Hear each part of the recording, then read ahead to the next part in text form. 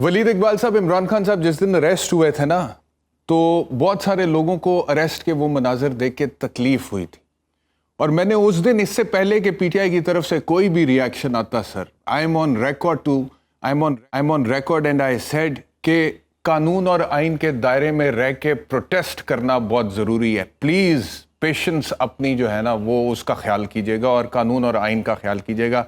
लेकिन फिर इतना बड़ा ब्लंडर हो गया 9 मई का सानिया, तो जिन लोगों से ये गलती हुई उन्होंने पाकिस्तान की पॉलिटिक्स की काया पलट दी। Sir, would you agree Waleed Iqbal साहब? ये आप किस गलती की बात कर रहे हैं जी? मुझे समझ नहीं आई। गलती अरेस्ट करने की इस तरीके से, या वो जो उसके बाद रद्द अमल आया, जो कोर कमांडर हाउस पे हमला हुआ, जो एमएम आलम का जहाज टूट फूट का शिकार हुआ, मैं उसकी बात कर रहा हूं सर। उसका जो रद्द अमल सामने आया उसकी बात कर रहा हूं जी। उसका रद्द अमल तो जरूर सामने आया, लेकिन मैं बारहा ये अर्ज कर चुका हूं, और उस दिन से, जिस दिन ये अरेस्ट हुई खान साहब की, उसी रात मैं सना बच्चा के प्रोग्राम पे था। मैंने यही अर्ज किया कि पीटीआई का कोई ऐसा ना ऐलान हुआ, ना ऐसी कोई पॉलिसी है, ना उसका कोई ऐसा माजी है जिसमें तशद्दुद करना, हथियार उठाना, आग लगाना, और फिर हमारी सियासी जमातों की तारीख में कुछ बातें आई हैं जो सबको पता है, और उनकी मिसालें भी मैं हूँ, लाकानूनियत के हवाले से और तशद्दुद के हवाले से। यानी कि भत्ता करना, बोरी बंद लाशों की बातें करना, कभी पीटीआई के ये बातें आई थी? कभी भी नहीं थी। तो अब किस तरह ये रातों रात तो नहीं इस तरह हो जाता। तो मैंने यही अर्ज किया है, और ये बाय द वे इस बात पे आने से पहले मैं इसको भी वाज़ेह कर दूं कि जी, आपने भी कहा था कि पीटीआई के लोगों की तरफ से इस्तीफे आ रहे हैं और वो पार्टी छोड़ रहे हैं। मेरी तरफ से तो ऐसी कोई बात नहीं हुई, और ना ऐसी को होने का है इम्कान, क्योंकि मैं समझता हूं कि पीटीआई जो है उसके हमेशा नजरिया, उसकी पॉलिसी यही रही है कि कानून और आइन के दायरे में ही रहा जाए।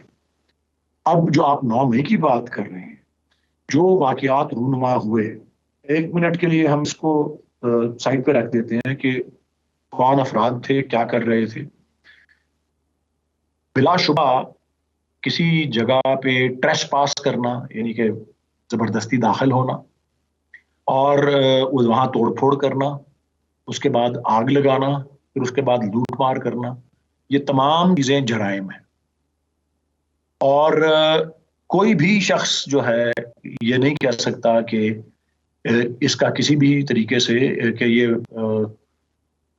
जायज काम था या इसको नजरअंदाज कर दिया जाए। जो जुर्म करता है उसको सजा मिलनी चाहिए। अब उसके अलावा जो देखने की जरूरत है कि उसके पस मंजर में उसके साथ मुंसलिक किस तरह के वाकयात, कौन से हकायक, क्या कुछ शामिल था।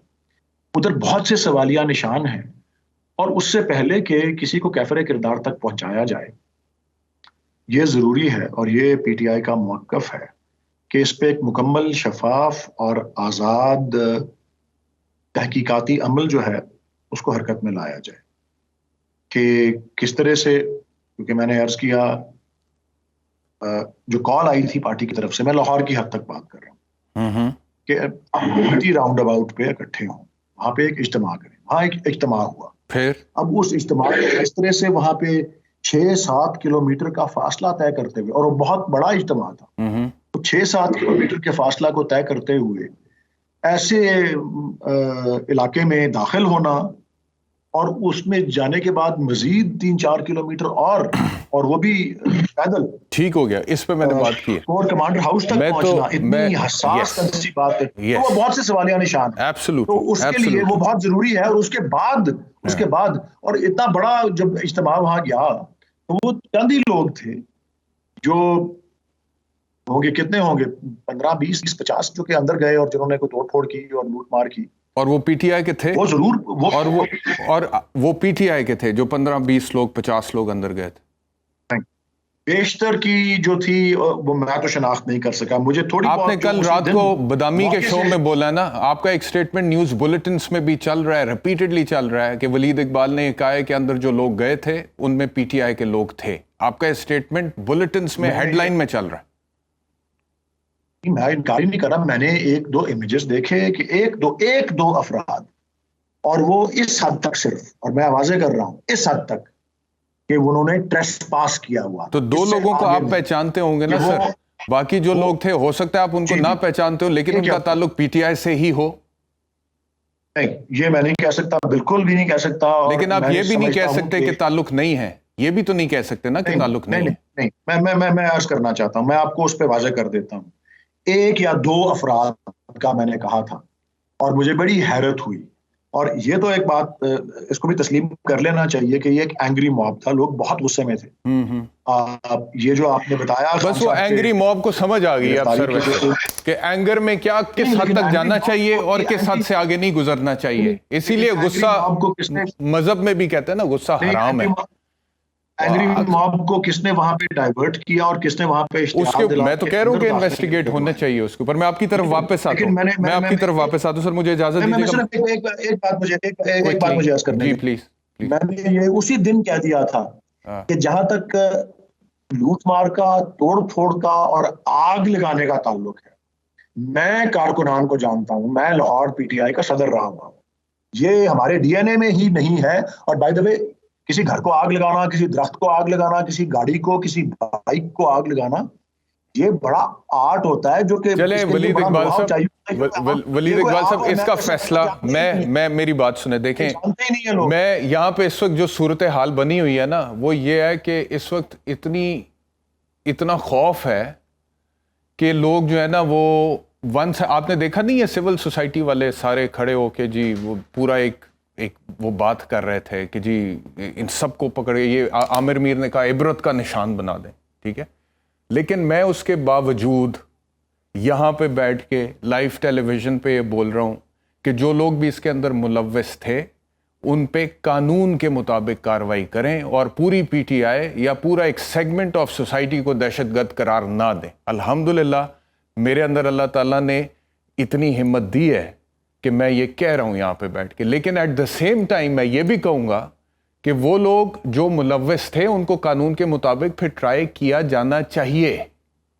The law has to take its course. جی بالکل، آپ نے بھی یہی کہا. میں نے بھی یہی کہا. لیکن آپ پھر ججمنٹ نہ پاس کریں. آپ نے پھر فورن ججمنٹ بھی پاس کر دیا نا کہ ہمارے ڈی این اے میں نہیں ہے. جو پی ٹی آئی میں بڑا کچھ ہے سر. میری بات سن لیں. پی ٹی آئی میں ایسے لوگوں کو جانتا ہوں. عمران خان جب سے مقبول ہوا نا سر، عمران خان جب سے مقبول ہوا، ایسا کن ٹوٹا پی ٹی آئی میں شامل ہوا ہے. میں آپ کو نام گنوا سکتا ہوں ان کی، ذرا بیک گراؤنڈ چیک کر لیجئے گا کتنے پرچے اور کیا بیک گراؤنڈز ہیں، کتنی خاندانی دشمنی ہے. ایسا کن ٹوٹا بھی پی ٹی آئی میں شامل ہوا ہے. میں جانتا ہوں ذاتی طور پہ کچھ لوگ ایسے ہیں جن کے یہ ریڈ سرکل آئے ہیں، ٹھیک ہے. وہ دکھایا گیا، یہ آئیڈینٹیفائی ہو گیا کور کمانڈر ہاؤس کے لاہور کے گھر کے باہر، اور وہ ریڈ سرکل میں اس بندے کی تصویر آ رہی ہے. اور وہ میں نے دیکھا اور مجھے پورا وہ پرانا ماضی اس کا، کیونکہ میں جانتا تھا سمہاؤ مجھے ایسا بندہ پی ٹی آئی میں شامل ہوا ہے. اب آپ لوگ مقبول تھے، پی ٹی آئی کے ایک بینڈ ویگن تھی جس کا بس چل رہا تھا کہ کسی طرح اس ویگن تے چڑھ جاؤ، انہیں آگے جا کے حکومت چلے جانا ہے. اب اس میں آپ لوگوں سے وہ نہیں ہو سکی اس ٹائم پہ کہ جی چھاننی ایک ایسی لگائی جائے کہ نظریاتی پڑھے لکھے مڈل کلاس لوگوں کو وہ بس اب ہو گئی کچھ باتیں ایسی. لیکن بہرحال کیا کہہ سکتے ہیں. مالک صاحب ہمارے ساتھ ہیں. نہیں، لیکن بہت ضروری ہے یہ بات کہنی. اور میں عرض کرنا دوبارہ، میں پہلے بھی کہہ چکا ہوں کہ یہ ٹھیک ہے. میں آپ کی طرف واپس آتا ہوں. مجھے اجازت دے دیں، میں مالک صاحب کی طرف جانا ہے. مالک صاحب، بہت سے لوگ باہر پرامن احتجاج کر رہے تھے، ان میں تفریق ضروری ہے. کریں، میں تو کہہ رہا ہوں کریں سر. بالکل، اس میں آپ کے ساتھ ہوں. جو پرامن احتجاج کر رہا تھا، پرامن پیسفل، بالکل ٹھیک ہو گیا. پیسفل پروٹیسٹ الاؤڈ ہے کانسٹیٹیوشن میں. لیکن ایک سوال یہ بھی ہے کہ پی ڈی ایم کی اس حکومت میں کانسٹیٹیوشن الاؤڈ ہے؟ ایک یہ بھی تو سوال ہے نا. لیکن ولید اقبال صاحب مجھے بتائیے گا کہ یہ جیسے عارف چوہی صاحب نے بھی کہا اور محمد مالک صاحب نے بھی کہا کہ شاید چیزیں پوائنٹ آف نو ریٹرن پر پہنچ چکی ہیں. پاکستان تحریک انصاف کے رہنما کے طور پہ آپ کو لگتا ہے کہ چیزیں پوائنٹ آف نو ریٹرن پر جا چکی ہیں، یا یہاں سے بھی آگے ریکنسیلیشن ہو سکتی ہے؟ اور اگر ہو سکتی ہے تو پی ٹی آئی کی طرف سے کیا سیریس ایفرٹ کیا جا سکتا ہے؟ پوائنٹ آف نو ریٹرن، دیکھیں پالیٹکس میں اس طرح کی بات تو نہیں ہوتی کہ پوائنٹ آف نو ریٹرن ہے، یا آرٹ آف دا پاسبل اس کو کہا جاتا ہے دنیا بھر میں. ٹھیک ہے. میں دیکھنا چاہتا ہوں، خاص طور پہ ہائی لائٹ کرنا چاہتا ہوں دو چیزیں، جو کہ ایک تو چند روز پہلے جمعے کے دن جو رات کو آئی ایس پی آر کی ایک اسٹیٹمنٹ آئی تھی کہ جی ہماری آرمی جو ہے وہ مکمل طور پہ جمہوریت میں یقین رکھتی ہے اور مارشل لاء کا سوال ہی پیدا نہیں ہوتا. ایک یہ، اور دوسرا جو اعلامیہ آیا جس میں بڑی سخت زبان استعمال کی گئی، وہ تنصیبات پہ حملے اور جن کو آگ لگانے کے بارے میں اور سب کچھ، اس میں بھی ایسی باتیں موجود تھیں کہ جی ایک اتفاق رائے ہونا چاہیے تمام سٹیک ہولڈرز میں، اور جس سے سیاسی اور معاشی استحکام آئے.